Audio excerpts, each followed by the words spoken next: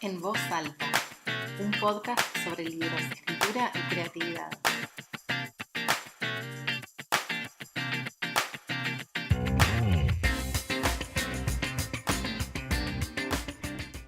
Hola, ¿qué tal? ¿Cómo estás? Te doy la bienvenida a un nuevo episodio de En Voz Alta.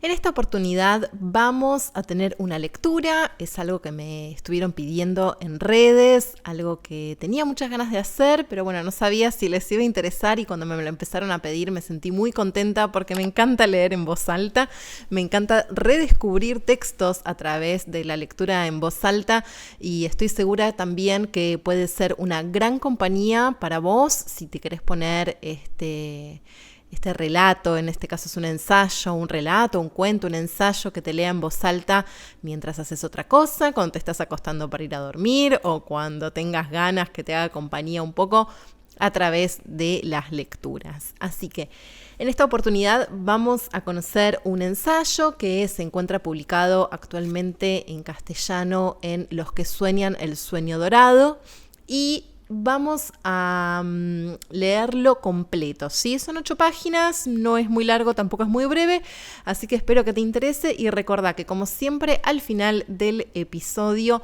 vas a tener una consigna creativa para ponerte en marcha y en este caso va a venir justamente sobre los cuadernos de notas, journals, diarios o como los quieras llamar.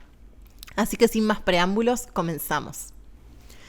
Esa tal Estelle, dice la nota, es en parte la razón de que actualmente George Sharp y yo estemos separados. Salto de cama de crepé de China sucio, bar del hotel de la estación de Wilmington, 9:45 de la mañana de un lunes de agosto. Como la anotación está en mi cuaderno, imagino que en algún momento debió de significar algo para mí. Me paso un buen rato examinándola. Al principio, solo tengo un recuerdo muy vago de lo que yo estaba haciendo un lunes de agosto por la mañana en el bar del hotel de delante de la estación de Pennsylvania Railroad de Wilmington, Delaware. Esperando un tren, perdiéndolo, era 1960, 1961, aunque sí recuerdo haber estado allí.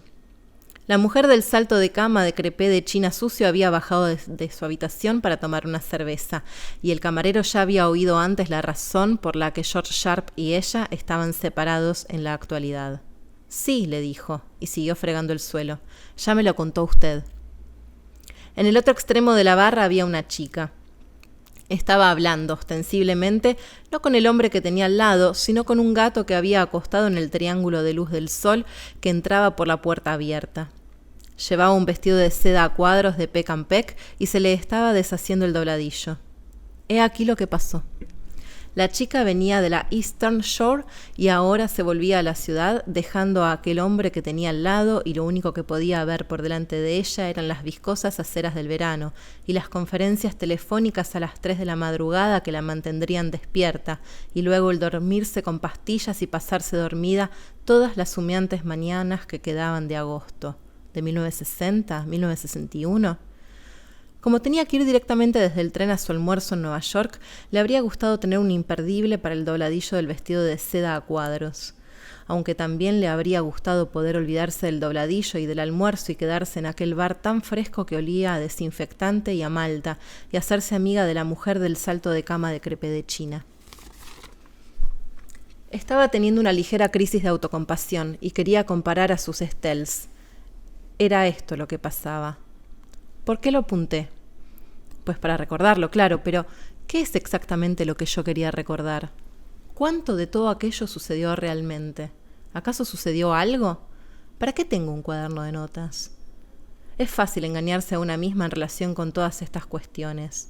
El impulso de apuntar cosas resulta peculiarmente compulsivo, inexplicable para quienes no lo comparten y útil solo de forma accidental, solo de forma secundaria. De esa misma forma en que todas las compulsiones intentan justificarse a sí mismas. Supongo que es algo que ya empieza, ¿o no?, desde la cuna.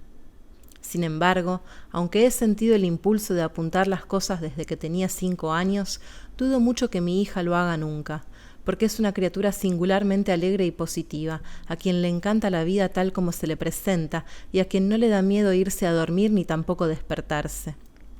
La gente que toma notas en cuadernos íntimos es una especie distinta, gente solitaria y reticente que siempre está cambiando la disposición de las cosas, insatisfechos, ansiosos, niños que al parecer sufrieron al nacer cierto presentimiento de pérdida. Mi primer cuaderno fue un blog Big Five que me regaló mi madre junto con el sensato consejo de que dejara de quejarme de todo y aprendiera a divertirme apuntando mis pensamientos. Hace unos años me devolvió aquel blog. La primera anotación trata de una mujer que estaba convencida de estar muriéndose de congelación en la noche ártica solo para descubrir, cuando amanecía, que había acabado en el desierto del Sahara y que iba a morir de calor antes del mediodía. No tengo ni idea de qué estado de ánimo de una niña de 5 años pudo suscitar una historia tan irónica y exótica, pero es cierto que la anotación revela cierta predilección por los extremos que me ha perseguido hasta la vida adulta. Tal vez si tuviera inclinaciones analíticas me resultaría una historia más cierta que ninguna de las que he contado más tarde sobre la fiesta de cumpleaños de Donald Johnson o el día en que mi prima Brenda puso arena del gato en la pecera. De manera que el sentido de tener un cuaderno de anotaciones nunca ha sido, ni siquiera ahora, llevar un registro factual preciso de lo que he estado haciendo o pensando. Eso respondería a un impulso completamente distinto, a un instinto de realidad que a veces envidio pero que no poseo. En ningún momento he sido capaz de escribir un diario. Mi estrategia para la vida diaria vacila entre el abandono flagrante de mis obligaciones y la simple distracción, y en las pocas ocasiones en que he intentado registrar como Dios manda los acontecimientos de un día, me ha sobrevenido tal aburrimiento que los resultados son en el mejor de los casos misteriosos. ¿Qué demonios quiere decir ir de compras, mecanografiar artículos, cena con E, deprimida? ¿Compras de qué? ¿Mecanografiar qué artículo? ¿Quién es E? ¿Estaba deprimida la tal E o lo estaba yo? ¿Y a quién le importa? De hecho, he abandonado por completo esa clase de anotación inútil. Ahora cuento lo que algunos llamarían mentiras. Eso simplemente no es verdad, me dicen a menudo los miembros de mi familia cuando me oyen rememorar algún acontecimiento que compartimos. La fiesta no era para ti. La araña no era una viuda negra. Eso simplemente no pasó así. Y lo más seguro es que tengan razón, porque no solo he tenido siempre problemas para distinguir lo que sucedió de lo que simplemente pudo haber sucedido, sino que sigo sin estar nada convencida de que esa distinción, de cara a lo que a mí me ocupa, importa en absoluto. El cangrejo despedazado que recuerdo haber comido para almorzar el día en que mi padre llegó a casa de Detroit en 1945, casi seguro que es un adorno, encajado en esa jornada para prestarle verosimilitud. Yo tenía 10 años y no me acordaría del cangrejo. Los acontecimientos del día no giran en torno al cangrejo, y sin embargo es precisamente ese cangrejo ficticio el que hace que toda la tarde me vuelva a pasar por delante de los ojos, igual que una película casera vista demasiadas veces. El padre que trae regalos, la niña que llora, un verdadero ejercicio de amor familiar y culpa. O por lo menos eso es lo que fue para mí. Asimismo, tal vez no sea verdad que nevara aquel agosto en Vermont. Tal vez el viento nocturno no trajo remolinos de nieve y tal vez nadie más sintió que el suelo se endurecía y que el verano ya estaba muerto incluso mientras nosotros fingíamos que nos regodeábamos en él, pero así fue como lo sentí yo. ¿Y por qué no iba a nevar también? Es posible que nevara, seguro que nevó. Así lo sentí yo. Esto se acerca más a la verdad de los cuadernos. A veces me engaño a mí misma sobre las razones por las que tengo un cuaderno de notas. Me imagino que conservar todo lo que uno observa es reflejo de cierta virtud ahorrativa. Si ves las suficientes cosas y las apuntas, me digo a mí misma, una mañana en que el mundo parezca despojado de prodigios, un día en que solo esté haciendo de forma automática lo que se me supone que tengo que hacer, que es escribir, en esa mañana indigente, me limitaré a abrir mi cuaderno y allí estará todo. Un relato olvidado y con intereses acumulados, el billete ya pagado de vuelta al mundo exterior. Diálogos oídos por casualidad en hoteles y en ascensores y en el mostrador del guardarropa del pabellón. Un hombre de mediana edad le enseña a otro su recibo de guardarropía y le dice, es el número que tenía cuando jugaba al fútbol.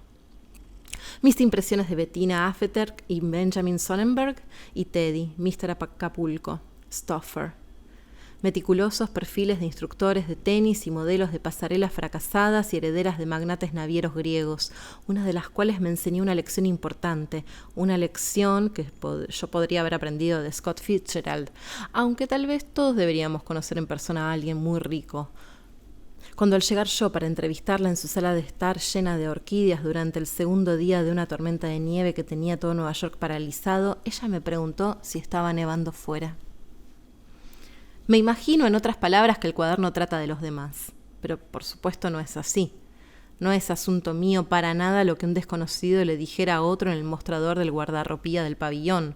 De hecho, sospecho que la frase "es el número que tenía cuando jugaba al fútbol" no despertó para mi imaginación absolutamente nada, sino el simple recuerdo de algo que había leído, probablemente la carrera de 80 yardas. Tampoco tengo nada que ver con una mujer vestida con un salto de cama de crepé de china sucio en un bar de Wilmington. Mi interés reside, como siempre, en la chica del vestido de seda a cuadros que no se menciona para nada. Recuerda cómo te sentías por entonces. De eso se trata siempre. Es una idea que cuesta admitir. Nos han inculcado la idea de que los demás, da igual quiénes, todos los demás, son por definición más interesantes que nosotras. Nos enseñan a ser tímidas, prácticamente a odiarnos a nosotras mismas. Eres la persona menos importante de la sala. No lo olvides, le susurraba la institutriz de Jessica Mitford al oído cada vez que tenía lugar un acontecimiento social. Yo lo copié en mi cuaderno porque hace muy poco tiempo que he sido capaz de entrar en una sala sin oír una frase parecida en mi oído interno. Solo a la gente muy joven y a la que es muy mayor se les permite contar sus sueños a la mesa del desayuno, perorar sobre sí mismos e interrumpir a los demás para contar recuerdos de sus picnics en la playa y sus vestidos floreados favoritos y la trucha arcoíris que pescaron en un arroyo cerca de Colorado Springs. Del resto se espera, y está bien que así sea, que finjamos un gran interés por los vestidos favoritos de los demás y por las truchas de los demás, y eso hacemos. Pero nuestros cuadernos nos delatan, porque por muy diligentemente que anotemos lo que vemos a nuestro alrededor, el común denominador de todo lo que vemos es siempre, de forma transparente y desvergonzada, el implacable yo. No estamos hablando aquí de la clase de cuaderno que está obviamente destinado al consumo público, un simple engaño estructural para engarzar una serie de pensamientos elegantes. Estamos hablando de algo privado, de fragmentos de la cadena mental que son demasiado cortos para usarlos, de un ensamblaje indiscriminado y errático que solo reviste significado para quien lo lleva a cabo. Y a veces incluso el que lo lleva a cabo tiene dificultades para entender qué significa. Por ejemplo, no parece tener ningún sentido que yo sepa que durante 1964 cayeron 480 toneladas de hollín por kilómetro cuadrado en la ciudad de Nueva York. Y sin embargo, lo tengo en mi cuaderno, con la etiqueta dato. Ni tampoco me hace falta acordarme de que a Ambrose Bierce le gustaba escribir Leland Stanford en vez de Leland Stanford. Paréntesis acá, lo escribe con los símbolos de las monedas. Ni que en Cuba las mujeres listas siempre van de negro, un apunte de moda sin mucho potencial para ser puesto en práctica. ¿Y acaso la relevancia de las siguientes notas no parece, en el mejor de los casos, marginal? En el museo que hay en el sótano de los juzgados del condado de Inyo, en Independence, California, letrero sujeto con un alfiler a una chaqueta estilo mandarín. Esta chaqueta estilo mandarín la llevaba a menudo la señora Minnie S. Brooks cuando daba conferencias sobre su colección de juegos de té. Pelirroja, saliendo de un coche delante del Hotel Wilshire de Beverly Hills, lleva estola de chinchilla y bolsas de Vuitton con etiquetas que dicen Señora de Lou Fox, Hotel Sahara, Las Vegas. Bueno, tal vez no del todo marginal. De hecho, la señora Minnie S. Brooks y su chaqueta estilo mandarín me llevan de vuelta a mi infancia, porque aunque nunca conocí a la señora Brooks y no visité el condado de Inyo hasta que tuve 30 años, yo crecí en un mundo parecido, en casas atiborradas de reliquias indias y pedazos de mena de oro y ámbar gris y de los souvenirs que mi tía Mercy Farnsworth se traía de Oriente. Hay un largo trecho entre ese mundo y el de la señora Lou Fox, que es donde todos vivimos ahora. ¿Y acaso no merece la pena recordar eso? ¿Acaso la señora Minnie S. Brooks no me ayuda a recordar quién soy? ¿Y acaso la señora de Lou Fox no me ayuda a recordar quién no soy?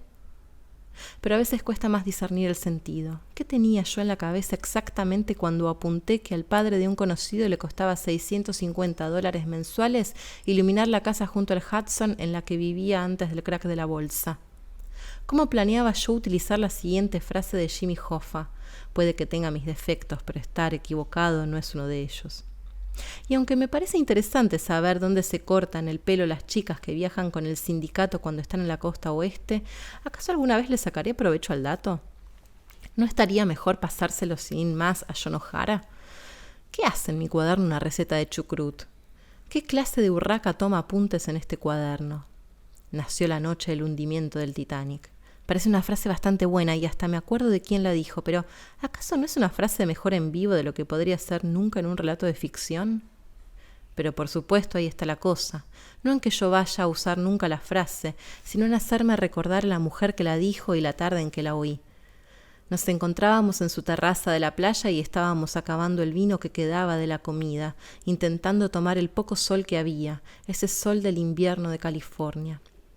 La mujer cuyo marido había nacido la noche del hundimiento del Titanic quería poner su casa en alquiler y volverse con sus hijos que vivían en París.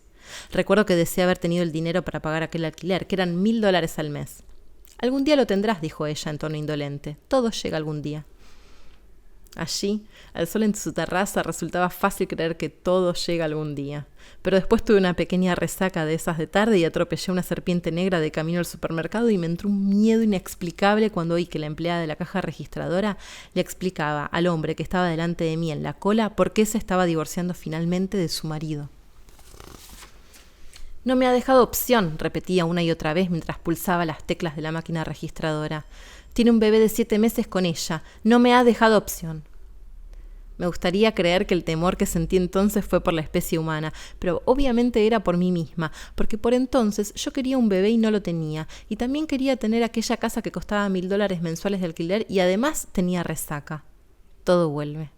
Tal vez sea difícil entender qué valor tiene el rememorarse a una misma en ese estado de ánimo, pero yo sí que lo entiendo. Creo que siempre es aconsejable mantener una relación cordial con la persona que éramos en el pasado. Da igual que nos resulte una compañía atractiva o no. De otra manera, esa persona aparece sin avisar y por sorpresa. Se pone a aporrear la puerta de la mente a las 4 de la madrugada de una mala noche y exige saber quién la abandonó, quién la traicionó y quién va a reparar el daño causado. Nos olvidamos demasiado, deprisa, de las cosas que nos creíamos incapaces de olvidar. Nos olvidamos de los amores y de las traiciones por igual. Nos olvidamos de lo que susurramos y de lo que gritamos. Nos olvidamos de quiénes éramos. Yo ya he perdido el contacto con un par de personas que yo era en el pasado. Una de ellas, una chica de 17 años. No presenta gran amenaza, aunque me resultaría de cierto interés volver a saber qué se siente al estar sentada en el atracadero de un río, bebiendo vodka con zumo de naranja y escuchando a Le Paul y Marie Ford y a sus ecos cantar How High the Moon en la radio del coche. Fíjense que todavía conservo las escenas, pero ya no me percibo a mí entre los presentes y ni siquiera soy capaz de improvisar un diálogo. La otra, la de 23 años, me inquieta más. Siempre causó muchos problemas y sospecho que reaparecerá cuando menos la quiera ver, con sus faldas demasiado largas y su timidez casi insultante, siempre sintiéndose ofendida, siempre llena de recriminaciones y pequeños agravios y cuentos que no quiero volver a oír, a la vez entristeciéndome y enfureciéndome con su vulnerabilidad y su ignorancia, una aparición todavía más insistente por el mismo hecho de llevar tanto tiempo desterrada. Es buena idea, por tanto, mantener ese contacto. Y supongo que es ese el sentido mismo de los cuadernos. Y cuando se trata de mantener esas líneas de comunicación abiertas para nosotras mismas, siempre estamos solas. El cuaderno de ustedes nunca me podrá ayudar, ni a ustedes el mío. ¿Y qué hay de nuevo en el negocio del whisky? ¿Qué podría significar eso para ustedes? Pues para mí significa una rubia con bañador Pucci sentada con un par de hombres gordos junto a la piscina del Hotel Beverly Hills.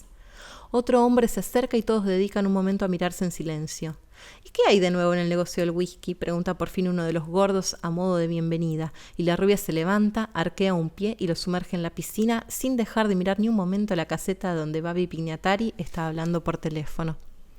Y no hay más que eso, salvo por el hecho de que varios años más tarde vi a la rubia salir del Saks de la Quinta Avenida de Nueva York con su bronceado de California y un voluminoso abrigo de armiño. Bajo la ventolera que hacía aquel día, la vi vieja e irremisiblemente cansada, y las pieles del abrigo de armiño ni siquiera estaban cortadas como se estaban cortando aquel año, ni tampoco como ella las habría querido, y ese es el sentido de la historia. Después de aquello me pasé una temporada sin querer mirarme al espejo, y cada vez que hojeaba el periódico solo veía las necrológicas, las víctimas del cáncer, los infartos prematuros y los suicidios, y dejé de atender la línea del metro de Lexington Avenue porque me di cuenta por primera vez de que todos los desconocidos a los que yo llevaba años viendo, el hombre del perro Lazarillo, la solterona que todos los días leía los anuncios clasificados, la chica gorda que siempre se bajaba conmigo en Grand Central, parecían más viejos que en el pasado.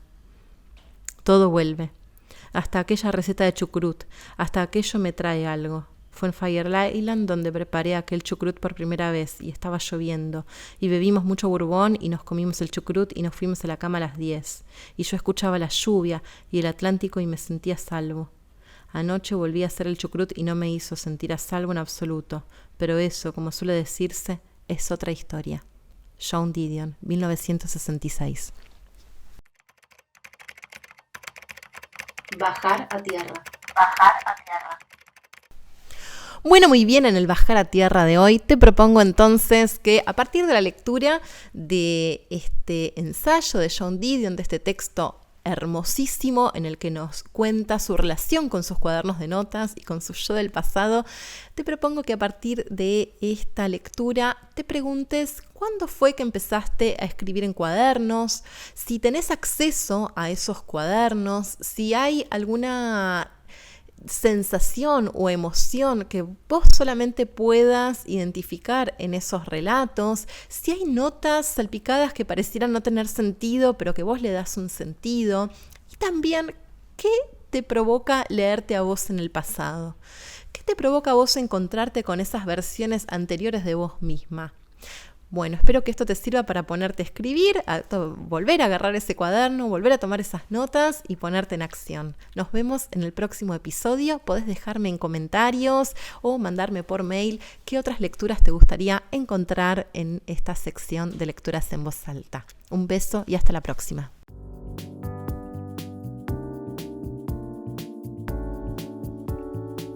En voz alta, un podcast sobre libros, escritura y creatividad.